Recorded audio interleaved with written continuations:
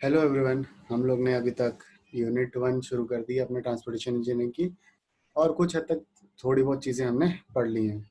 अब हम आगे के उसकी चीज़ों को और थोड़ा सा डिटेल में जाने की कोशिश करेंगे और धीरे धीरे इस सब्जेक्ट को ख़त्म कर देंगे। तो कल हमने जो पढ़ा था वो थे, या फिर जो लास्ट लेक्चर में हमने पढ़ा था वो थे various road plans, history of Indian roads, Jayakar committee के बारे में पढ़ा।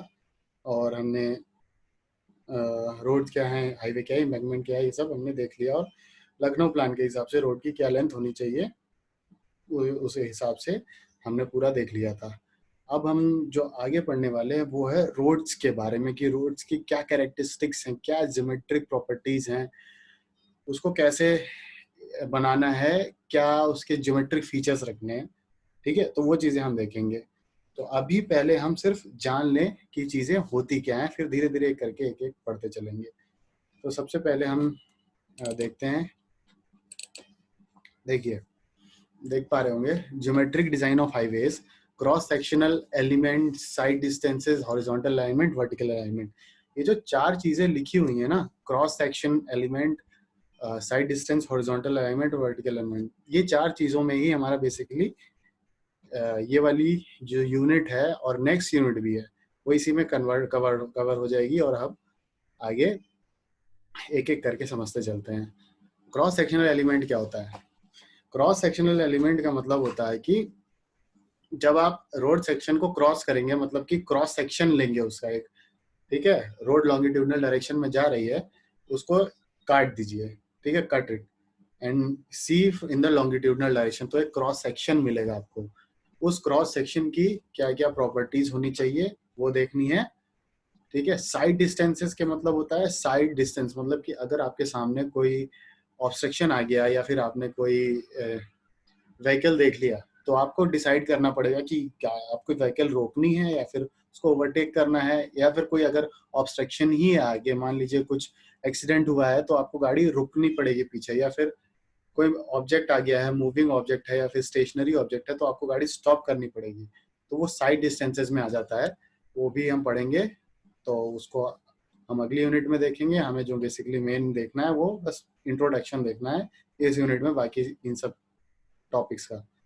अगला है हॉरिजॉन्टल अलाइनमेंट। हॉरिजॉन्टल अलाइनमेंट क्या होता है कि जब भी on the surface of the earth या फिर रोड पे, अर्थ पे एक हॉरिजॉन्टल डायरेक्शन में रोड चल रही हो, ठीक है, उसको वर्टिकल एलिवेशन ना मिला हो, मीन्स कि वो ओवर ब्रिज या फिर अंडर पास टाइप पे ना हो, ठीक है, वैली या डिप्रेशन ना हो, वो सिर्फ रोड सरफेस जो है वो अर्थ की सरफेस पे ही बनी हुई हो और एक फ्लैट जगह पे बनी हुई हो। ठीक है, तो उसको जो अलाइनमेंट कहते हैं, जो कर्व्स बनेंगे उसके, उसे कहते हैं हॉरिजॉन्टल कर्व। और वर्टिकल कर्व का मतलब ये वर्टिकल डिप्रेशन हो सकता है या फिर ओवरब्रिज टाइप में कुछ हो सकता है, उसको कहते हैं वर्टिकल। ठीक है, तो ये चार चीजें हैं जिसका इंट्रोडक्शन था। अब एक एक करके देखते हैं। पहला है क्रॉस सेक्शनल एलिमेंट। तो क्रॉस सेक्शनल एलिमेंट का मतलब होता है कि हमने पढ़ा अभी कि रोड को काट दीजिए और एक लॉन्गिट्यूडनल डायरेक्शन में देखिए तो कैसा उसका फीचर्स होने चाहिए, क्या कैरेक्टरिस्टिक होनी चाहिए, तो वो देखना है हमें। तो पेवमेंट कैरेक्टरिस्टिक्स, अब इसके अंदर भी आता है पहला पेवमेंट कैरेक्टरिस्टिक्स। ठीक है, पेवमेंट कैरेक्टरिस्टिक्स में क्या आता है? पहला फ्रिक्शन। फ्रिक्शन क्या होता है? सबको पता है कि रेजिस्टेंस टू मूवमेंट। ठीक है, तो जो फ्रिक्शन है वो यहाँ पे हमारे लिए बहुत ही इंपॉर्टेंट है रोड्स के कंडीशन में, क्योंकि वो बहुत रोल प्ले करेगा और उसको हम एक एक करके देखेंगे। तो पहले आप ये समझिए कि फ्रिक्शन है तो कितने तरीके के हैं यहाँ पे।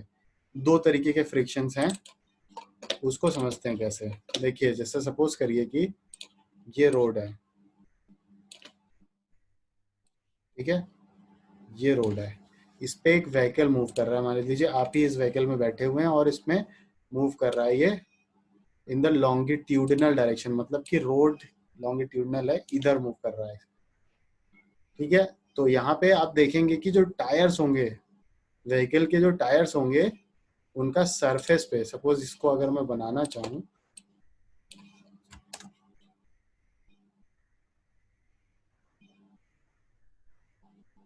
इसको अगर मैं बनाना चाहूँ तो कुछ इस तरीके से व्हीकल है और ये टायर हैं जो फॉरवर्ड मूविंग है, ठीक है, ये टायर से फॉरवर्ड मूव कर रहे हैं। तो ये एक सरफेस पे यहाँ पर फ्रिक्शन लग रहा होगा due to the forward movement of vehicle, उसे कहते हैं हम लॉन्गिट्यूडनल फ्रिक्शन। ठीक है, अब सपोज करिए कि एक कर्व है, ठीक है, कर्व है मतलब कि एक मोड़ है रोड पे जो इस तरीके से कुछ दिखती है, और इस पे आप अपनी व्हीकल को मूव करा रहे हैं, ठीक है, इस पे अगर व्हीकल को मूव करा रहे हैं तो कुछ डायरेक्शन ऑफ मूवमेंट आपका ऐसा होगा। इस मूवमेंट की वजह से क्या व्हीकल बाहर जाने की कोशिश कर रहा होगा, ठीक है, व्हीकल का मूवमेंट बाहर की डायरेक्शन में हो रहा होगा।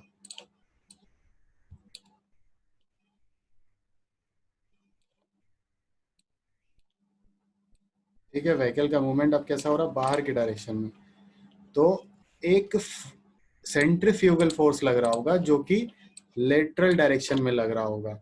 अब ये जो लेटरल डायरेक्शन में लग रहा होगा, ये फॉरवर्ड मूवमेंट तो हो ही रही है व्हीकल की, लेकिन एक लेटरल डायरेक्शन में स्लाइड करने की कोशिश कर रहा होगा।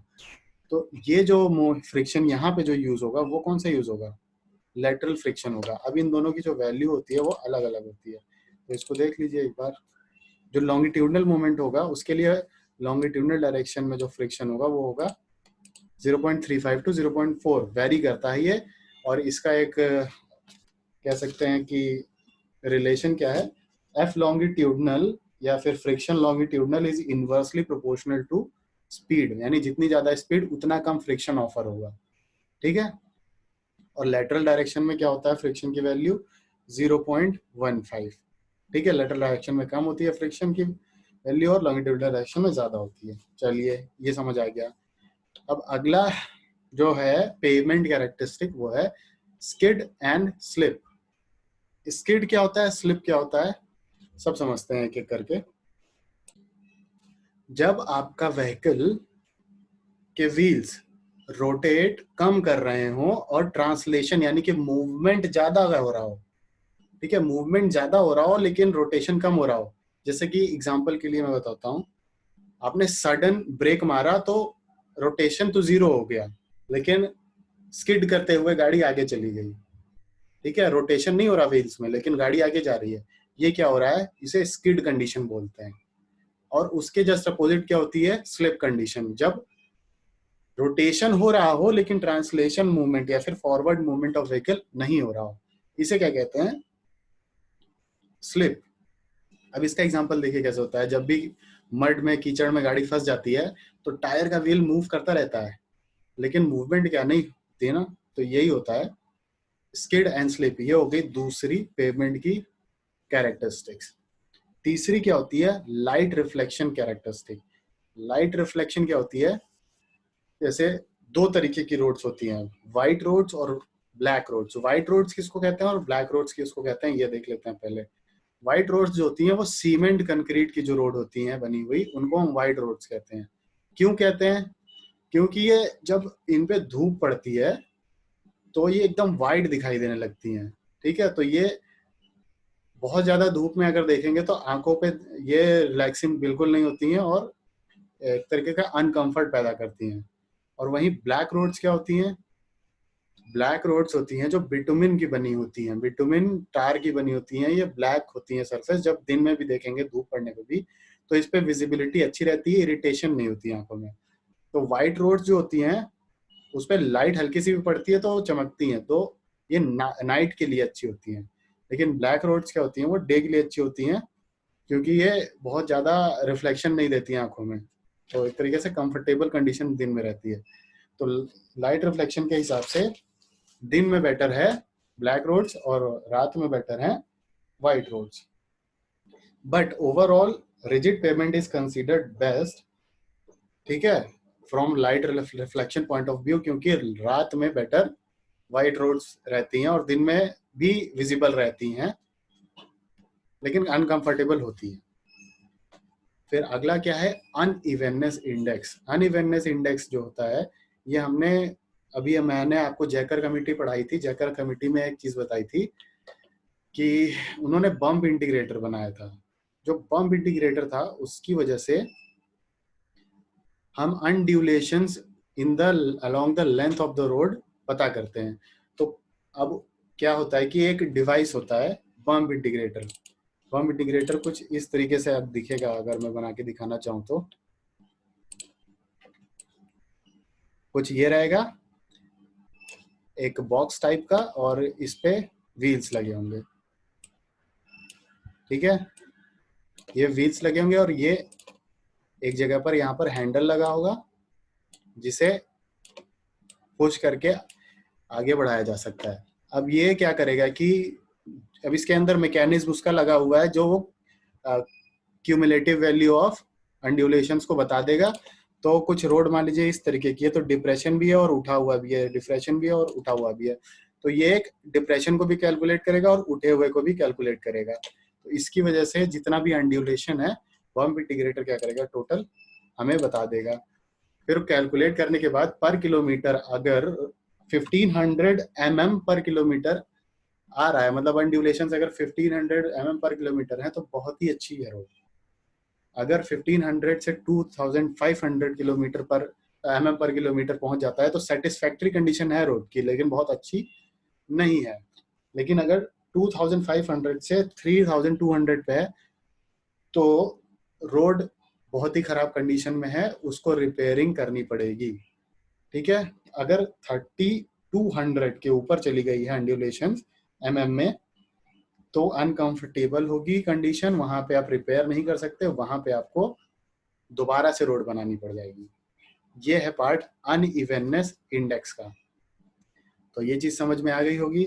अच्छा, मान लीजिए एक एक टर्म है इंटरनेशनल रफनेस इंडेक्स, IRI। अगर कभी क्वेश्चन पूछा जाता है कहीं पे भी कॉम्पिटिटिव एग्जाम में भी, तो अगर इंटरनेशनल रफनेस इंडेक्स दिया जाता है और कहा जाता है कि बम्प इंटीग्रेटर के टर्म्स में वैल्यू निकालिए, ठीक है, तो फॉर्मूला कन्वर्ट करने का है बम्प इंटीग्रेटर जो वैल्यू देगा अनड्यूलेशन इंडेक्स की equals 630 IRI to the power 1.12। IRI है इंटरनेशनल रफनेस इंडेक्स। ठीक है, इस चीज को याद करके लगा लीजिएगा। चलिए, हमने क्या कर लिया, क्रॉस सेक्शनल एलिमेंट में पहला था हमारा क्रॉस सेक्शनल एलिमेंट, उसमें पेमेंट कैरेक्टरिस्टिक हमने पढ़ ली। उसमें क्या क्या थी, friction, skid and slip, light reflection, unevenness index, ये हो गया खत्म। अब अगला ही आता है हमारा क्रॉस सेक्शनल एलिमेंट में केम्बर।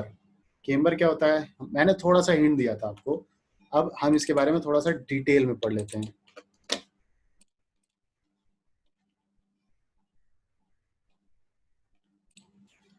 केम्बर जनरली प्रोवाइड किया जाता है वाटर को स्टे ना होने देने के लिए, to allow the water to slide from the road in the transverse direction. तो कुछ अगर रोड को आप फ्लैट रखोगे, ठीक है, ये मान लीजिए फ्लैट रोड है, तो इस पे वाटर का जो स्टैग्नेशन है वो होगा ही होगा। ठीक है, यहाँ पे वाटर जमा ही होगा। अब इसको हमें केम्बर प्रोवाइड करना पड़ता है। तो केम्बर हमको प्रोवाइड करने के लिए हमारे पास तीन तरीके होते हैं। पहला क्या तरीका होता है, इसे चलिए हम पहले इसे जो हम पढ़े हुए हैं इसे बोल देते हैं फ्लैट है एकदम, ये हमारे लिए ज़रूरी नहीं होता है। अब क्या किया हमने, कुछ केम्बर या फिर प्रोवाइड कर दिया या फिर थोड़ा सा रोड को हमने क्या किया, उठा दिया, ये कुछ रोड को उठा दिया। तो यहाँ पे देखिए लाइंस क्या स्ट्रेट दिख रही हैं, ये लाइंस एकदम स्ट्रेट हैं, तो इसे हम कहते हैं straight line camber.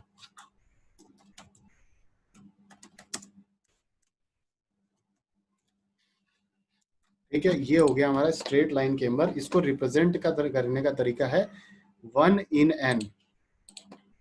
1 in n क्या है, जैसे मान लीजिए आप n मीटर्स आप ट्रांसफर डायरेक्शन में चले तो 1 मीटर का आपको हाइट मिलेगा।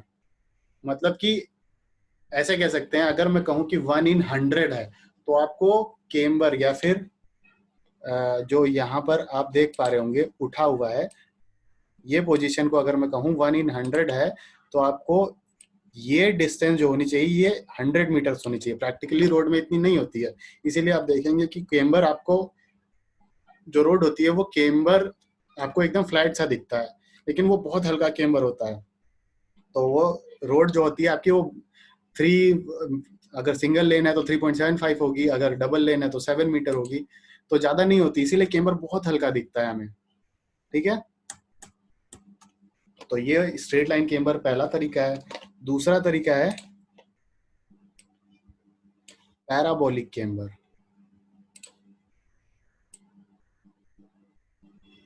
पैराबोलिक केम्बर, ठीक है, पैराबोलिक केम्बर है ये। इसका इक्वेशन जो होता है वो सेकेंड डिग्री का होता है। उसकी इक्वेशन अभी मैं बताता हूँ क्या है, पहले इसको लिख देते हैं। पैराबोलिक केम्बर ये होता है, इसकी इक्वेशन होती है 2x² अपॉन 1w। तो y इक्वल्स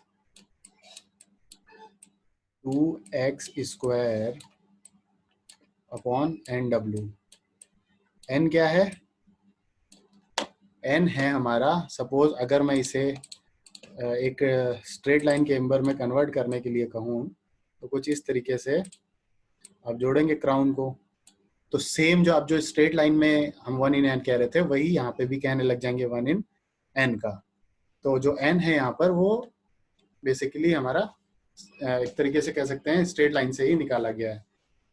तो ये पैराबोलिक केम्बर है। इसकी इक्वेशन हम आगे आने वाले लेक्चर्स में देख लेंगे कैसे आई है। बस इतना जान लीजिए कि ये इक्वेशन हमें यूज करनी है, कहीं पे भी क्वेश्चन अगर पूछ लिया जाता है तो। पैराबोलिक केम्बर ये हमारा हो गया डन। अब अगला होता है कॉम्बिनेशन दोनों का। तो कॉम्बिनेशन क्या होता है, पहले कुछ दूर तक स्ट्रेट रहेगा केम्बर, फिर उसके बाद पैराबोलिक हो जाएगा, फिर उसके बाद एंड में स्ट्रेट हो जाएगा। तो ये एक तरीके का केम्बर होता है, इसे कहते हैं कॉम्बिनेशन।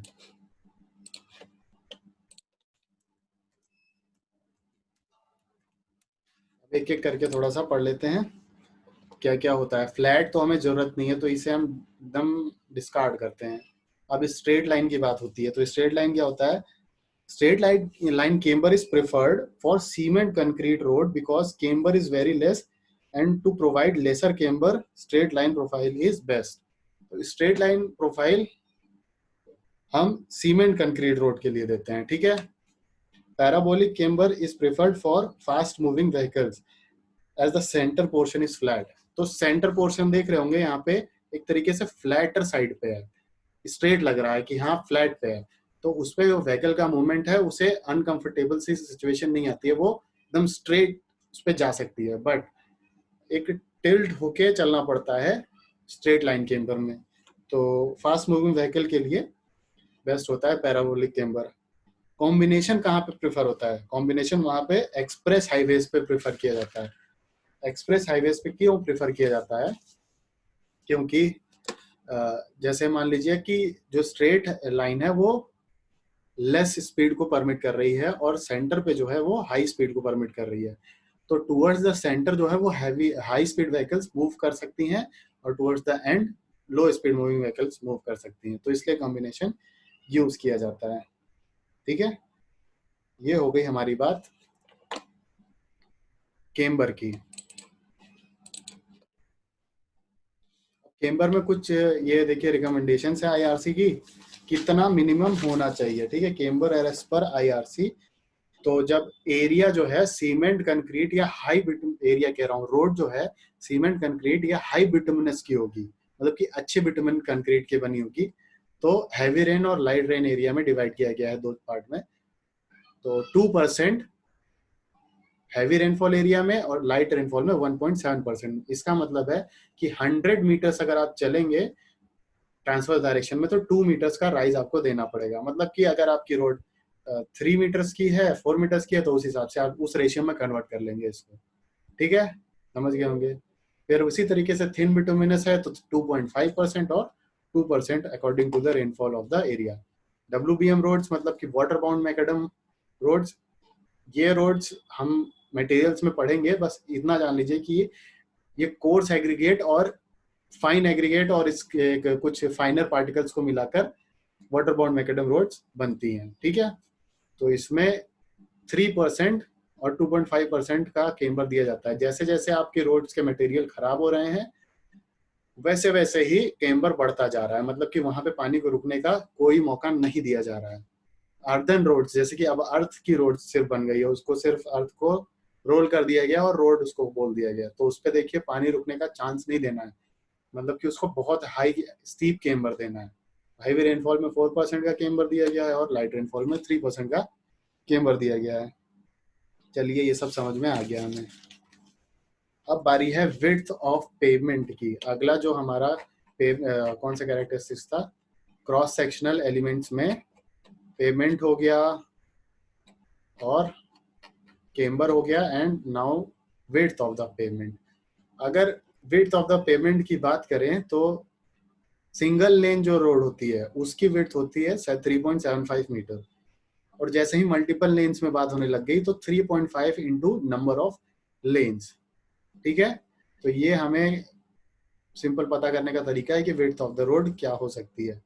अब जैसे 2 लेन विद कर्व आ गया, 2 लेन विद कर्व आ गया, मतलब कर्व हमने पढ़ा था, तो कर्व को इंक्लूड करके 7.5 होनी चाहिए, मतलब कि अगर 2 लेन है तो 3.5 इंटू 2 कर दिया यानी 7 मीटर हो गया, लेकिन 0.5 मीटर जो लेफ्ट और राइट साइड पे कर्व लगेंगे उनको भी देना पड़ेगा। इंटरमीडिएट लेन्स, अब इंटरमीडिएट लेन क्या होती है? इंटरमीडिएट लेन वो लेन होती है जहां पे आप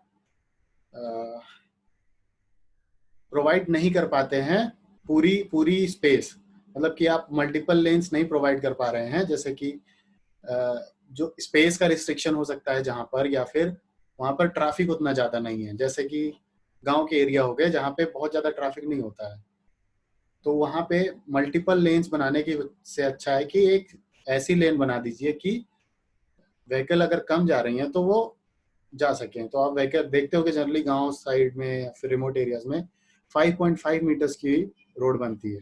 ठीक है, तो ये था विड्थ ऑफ पेमेंट में। अब अगला जो है वो शोल्डर की बात हो रही है, तो शोल्डर क्या होता है हम उसको भी देख लेते हैं।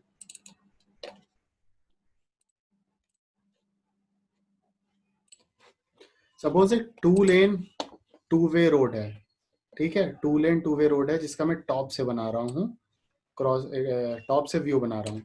तो ये देख सकते हैं आप कि यहाँ पर ये मैं कहता हूँ कि डिवाइडर है। क्या ये डिवाइडर है?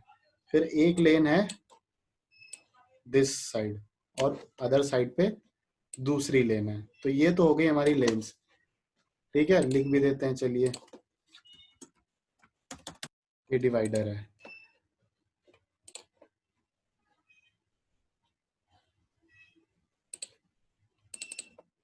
चलिए डिवाइडर हो गया। अब आगे जैसे ये देखेंगे तो ये हो गई लेन्स।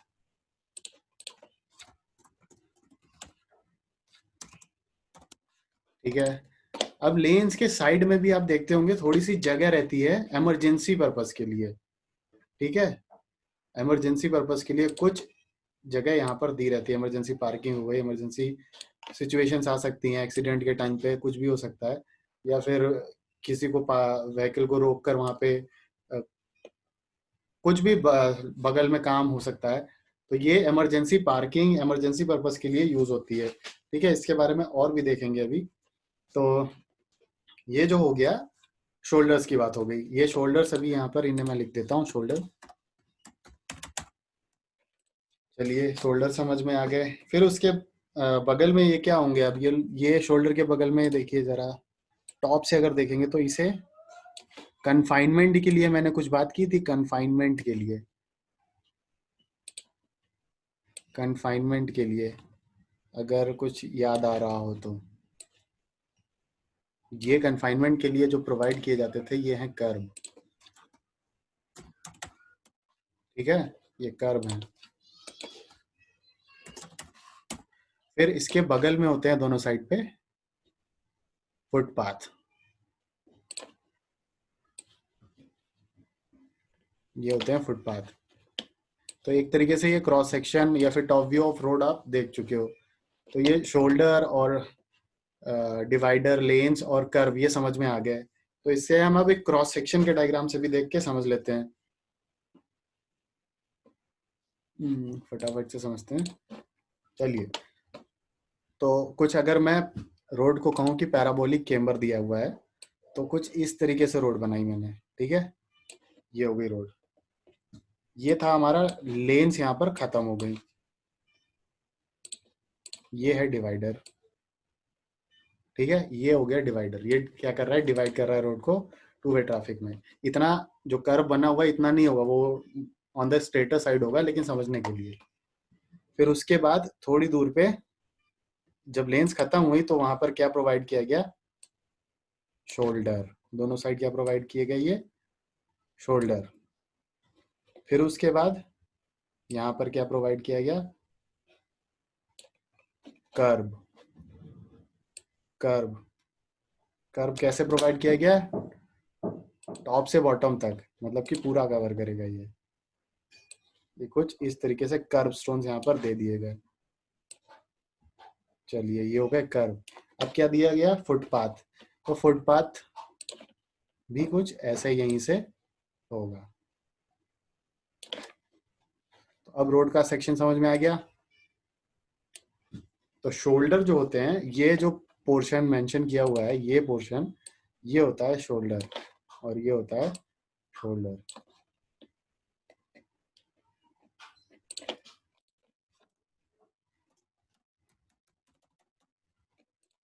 शोल्डर्स मतलब कि कंधे, और कंधे देखेंगे तो ये रोड के कंधे जैसे लग रहे हैं, है ना। तो बस समझ में आ गया। अब ये देखिए, कुछ बच्चों के दिमाग में कंफ्यूजन रहता है कि क्या ये बिटुमिन के ही होते हैं, क्या ये सीमेंट कंक्रीट के होते हैं, क्या ये किसके होते हैं। तो ये किसी के भी हो सकते हैं। आप अगर चलते हो रोड पर, आप साइड में देखते होगे रोड बनी हुई है और बगल में मिट्टी को कॉम्पैक्ट किया गया हुआ है। तो ये जो होते हैं शोल्डर्स, ये मिट्टी के भी हो सकते हैं। तो ऐसा कुछ घबराने वाली बात नहीं है कि मिट्टी के कैसे हो सकते हैं, नहीं हो सकते हैं, बिल्कुल हो सकते हैं। ठीक है, शोल्डर्स के बारे में अब कुछ चीजें बता देता हूँ। Extra width provided adjacent to outer edge of the road for emergency purpose, ठीक है। अब आईआरसी कुछ गाइडलाइंस कही हुई है, वो है minimum width of shoulder for two lane road is 2.5 metre one side, मतलब एक साइड पे 2.5 मीटर देना है, यानी दोनों साइड का मिला के 5 मीटर्स ऑन बोथ साइड्स होना चाहिए। केम्बर, केम्बर जो है वो 5% स्टीपर होना चाहिए और मिनिमम 3% होना चाहिए। मतलब कि अगर मान लीजिए कि इस रोड का केम्बर अगर 3% है, 3% है इस रोड का केम्बर, अगर इस रोड का केम्बर अगर 3% है, तो शोल्डर का केम्बर 3.5% होना चाहिए। मतलब कि 0.5% ज्यादा होना चाहिए। जो ये 1/n है, 1/n की बात करूं अगर मैं, तो ये 5%, 0.5% ज्यादा होना चाहिए, ठीक है। और मिनिमम 3 होना ही चाहिए। जैसे मान लीजिए रोड का केम्बर 2% हो गया, ठीक है, रोड का केम्बर 2% हो गया, तो शोल्डर का केम्बर 0.5% ज्यादा होना चाहिए, मतलब 2.5 होना चाहिए। लेकिन एक कंडीशन और लगा दी है कि यहाँ पर 3 से कम नहीं होना चाहिए। तो अब यहाँ पर बोल दिया गया कि 2.5 है, लेकिन देना 3 पड़ेगा, क्योंकि मिनिमम 3 देना ही देना है, ठीक है। On super elevated section, camber of shoulder is same as camber of road on super elevated. तो सुपर एलिवेशन अभी आपको बताया नहीं है, बस इस पॉइंट को याद रखिए, आगे आने वाले टाइम पे अगले लेक्चर्स में एकदम क्लियर हो जाएगा सुपर एलिवेशन होता क्या है। तो बस इस पॉइंट को जान लीजिए कि सुपर एलिवेटेड सेक्शन पर केम्बर जो होता है वो शोल्डर का, वो केम्बर रोड के केम्बर के बराबर होता है। बस इतना जान लीजिए, बाकी हम आगे देखेंगे। अगला टॉपिक है कर्व। तो कर्व क्या होता है, kerb is a boundary between pavement and footpath, it provides lateral support to the pavement. फिर क्या आता है, डिवाइडर। तो डिवाइडर के बारे में कुछ पढ़ लेते हैं। डिवाइडर क्या होते हैं, सबको पता है भाई डिवाइडर क्या होते हैं। Divider separates the road traffic moving in opposite direction so that chances of head on collision, मतलब हेड टू हेड कोलिजन ना हो, ठीक है।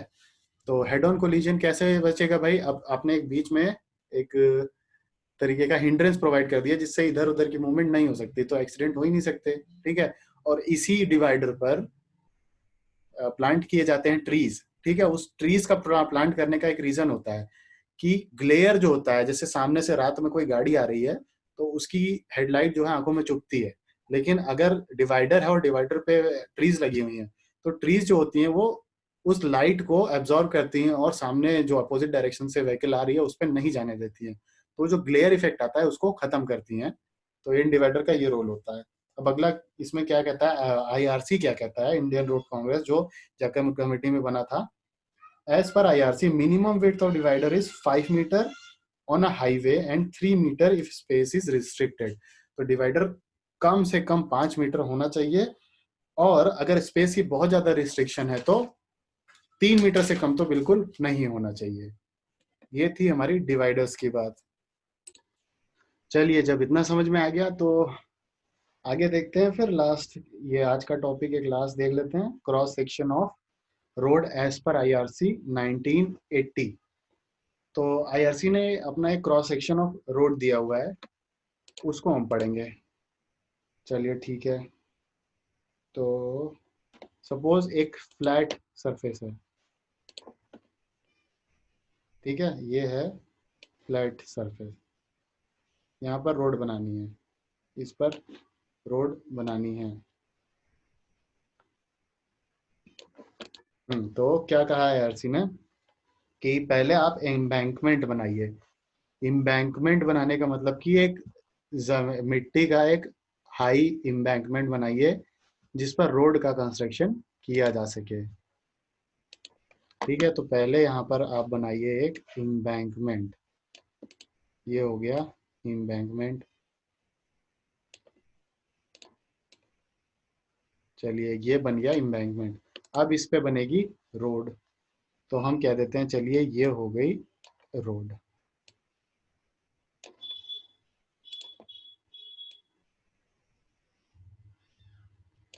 ठीक है, चलिए समझ में आ गया भाई, ये हो गई रोड। तो अब कुछ इंफॉर्मेशन है जो कि इसमें देखते हैं, समझते हैं। जो एक लाइन देख रहे होंगे आप यहाँ पर, अब सपोज करिए यहाँ पर एक ऐसे में, सॉरी, ये यहाँ से और इस पॉइंट तक, इन दोनों के बीच में देखिए, ये जो लाइंस हैं, इन लाइन को कहते हैं रोड बाउंड्री। ठीक है, ये जो हैं ये दोनों लाइंस, इन दोनों को बोला हमने रोड बाउंड्री।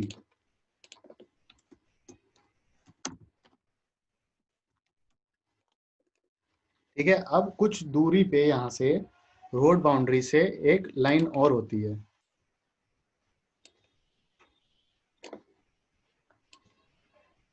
जिसे हम कहते हैं बिल्डिंग लाइन। इसे कहते हैं हम बिल्डिंग लाइन।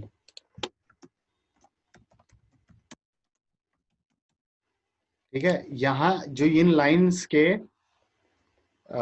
आगे तक बिल्डिंग्स का कंस्ट्रक्शन किया जा सकता है लॉफुली। ठीक है, तो ये हो गई बिल्डिंग लाइंस। इसके बीच में कोई बिल्डिंग का कंस्ट्रक्शन नहीं किया जा सकता, अगर किया जाएगा तो वो डिमोलिश कर दी जाएंगी। फिर आती है कंट्रोल लाइन। तो लास्ट लाइन जो होती है वो कंट्रोल लाइन होती है। ठीक है, ये है आपकी कंट्रोल लाइन।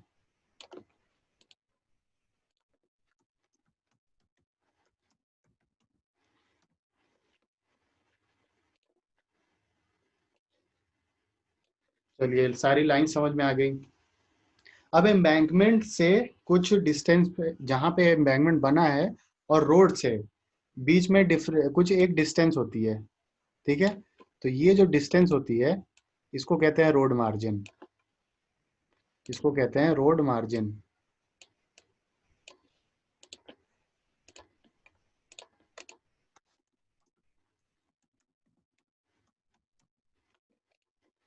चलिए, रोड मार्जिन समझ में आ गया। अब ये जो एम्बैंकमेंट, जो रोड बाउंड्री के बीच की जो डिस्टेंस है, इसको क्या बोलते हैं, लैंड विड्थ या राइट ऑफ वे। ठीक है, लैंड विड्थ या फिर राइट ऑफ वे। चलिए, और इसकी होती कितनी है, डिस्टेंस जो होती है वो है 45 मीटर्स अप्रोक्सीमेटली। ठीक है, और बाकी जो बाउंड्रीज के बीच में जो डिस्टेंस है वो कितनी होती है, तो उसको भी देख लेते हैं।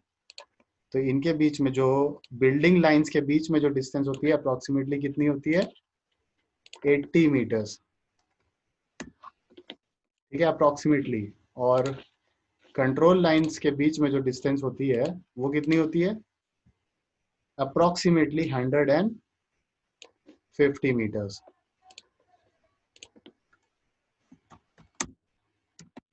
ठीक है, थोड़ा सा तिरछा बन गया लेकिन ठीक है, स्ट्रेट समझिएगा इसको।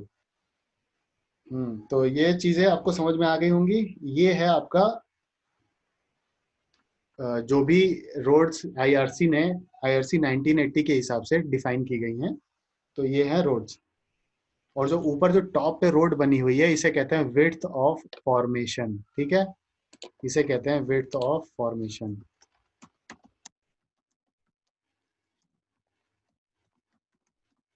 चलिए, अब ये हो गया कंप्लीट, पूरा क्रॉस सेक्शन आपको समझ में आ गया होगा।